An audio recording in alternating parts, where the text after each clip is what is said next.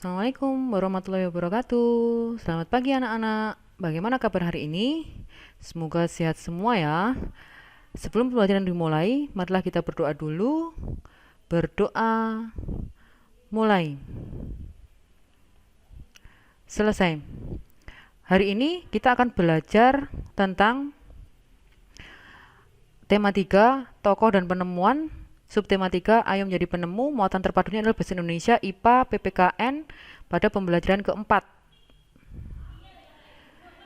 Tujuan pembelajaran hari ini adalah satu, setelah membaca teks, siswa dapat menemukan kalimat tidak efektif dan kosakata non baku.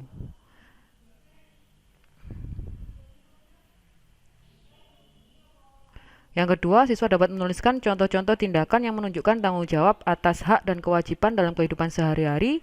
Yang ketiga, siswa dapat menceritakan pengalaman diri bertanggung jawab atas hak dan kewajiban dengan terperinci.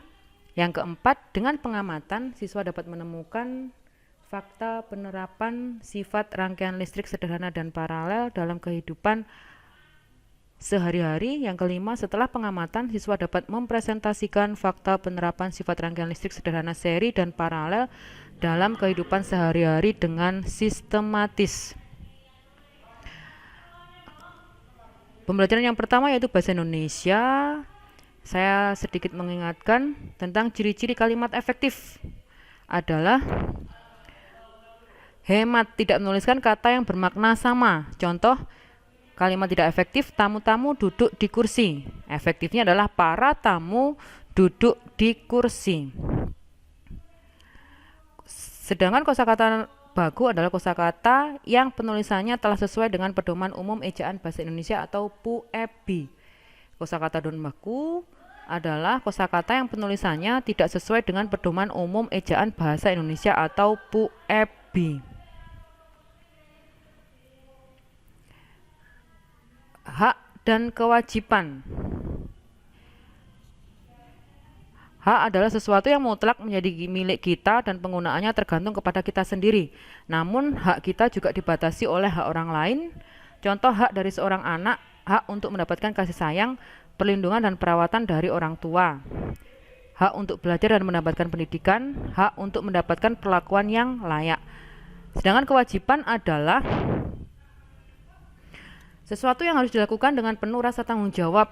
Contoh dari kewajiban, salah satu contohnya adalah sebagai siswa yang baik kita wajib melaksanakan tata tertib di sekolah, membayar SPP, atau melaksanakan tugas yang diberikan guru dengan sebaik-baiknya. Sudahkah kalian sebagai siswa melaksanakan kewajiban kalian?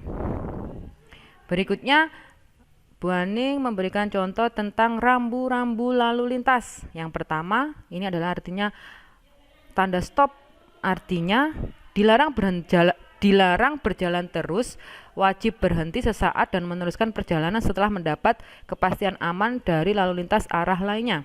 Yang kedua, dilarang berjalan terus apabila mengakibatkan rintangan, hambatan, gangguan bagi lalu lintas dari arah lain yang wajib didahulukan. Contoh yang ketiga adalah dilarang berjalan terus pada persilangan-persilangan sebidang lintasan kereta api, jalur tunggal, wajib berhenti untuk mendapat kepastian aman. Yang keempat, larangan masuk bagi kendaraan bermotor. Contoh yang kelima adalah Cibitung. Ada tanda panah ke kiri, artinya adalah rambu pendahulu petunjuk jurusan yang menyatakan lajur kiri yang harus dilewati untuk jurusan yang dituju. Yang keenam adalah tanda rumah sakit. Jadi sekitar beberapa meter dari rambu itu ada rumah sakit. Dieng 10 km. Artinya adalah rambu petunjuk jurusan Dieng dengan jarak 10 km. Dan kita masuk ke materi IPA, mengingatkan sedikit tentang pengertian rangkaian listrik seri dan paralel. Rangkaian seri dalam listrik diartikan sebagai rangkaian yang disusun sejajar. Dikatakan seri karena penyusunannya diatur seri.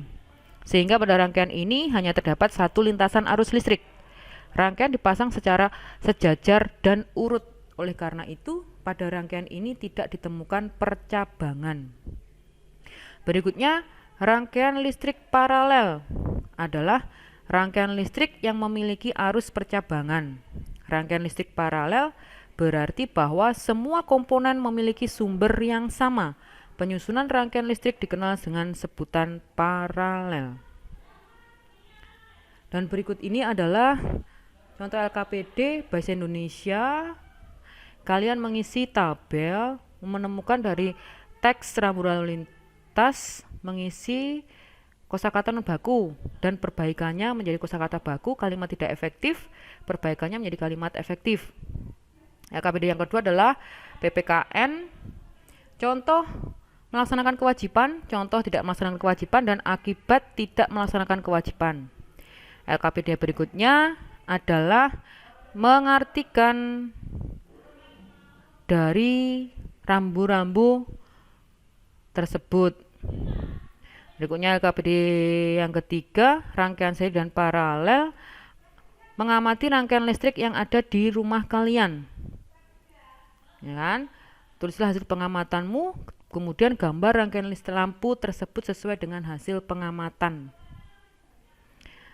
Ini adalah evaluasi, nanti saya kirim lewat WA group, mengerjakan lewat Google Form. Demikian pembelajaran hari ini, semoga bermanfaat. Terima kasih atas perhatiannya anak-anak. Dapat kita simpulkan bahwa hari ini kita belajar tentang hak dan kewajiban. Kita harus menghormati dan melaksanakan hak dan kewajiban kita dengan penuh tanggung jawab agar kita bisa melaksanakan hak kita dengan nyaman, begitu juga dengan orang lain dapat melaksanakan haknya dengan nyaman. Apalagi kalau di jalan raya, kita harus mematuhi segala rambu lintas di jalan raya. Demikian, wassalamualaikum warahmatullahi wabarakatuh.